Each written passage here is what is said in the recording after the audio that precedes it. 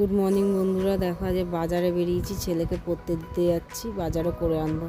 তো দুপুরে রান্না বসিয়ে দিয়েছি, এসে পনির ভেজে নিয়েছি, আর এখানে আলু আর গাঁঠি ভেজে নেব। ভেজে নিয়ে এবার নুন, হলুদ, জিরা, আদা বাটা দিয়ে ভালো করে কষিয়ে নিয়েছি, শুকনো লঙ্কার গুঁড়ো দিয়ে ভালো করে কষিয়ে জল দিয়ে তারপর নামিয়ে দিয়েছি। তারপরে এদিকে পনিরের জন্য আলু ভেজে নিয়েছি, গরম মশলা ফোড়ন দিয়ে দিলাম, জিরা আদা বাটা দিয়ে। তারপর একটা পেস্ট করেছিলাম, পোস্ত সর্ষে দিয়ে একটা পেস্ট করে ওটা দিয়ে দিলাম, আর নুন আর কাশ্মীরি লঙ্কার মির্চ দিয়ে আলুগুলো দিয়ে ভালো করে ভাজা ভাজা করে পনির দিয়ে জল দিয়ে দিলাম, ধনে পাতা আর একটু ঘি দিয়ে কাস্তুরি মেথি দিয়ে নামিয়ে দিলাম। দেখো বরকেও খেতে দিয়ে দিয়েছি, তার সঙ্গে চিকেন গুঁড়োও খাচ্ছে, আমার ছেলেকেও খেতে দিয়ে দেওয়া হয়েছে। দেখো বই নিয়ে পড়তে বসিয়েছি, কার ক্ষমতা আছে পড়তে বসানো।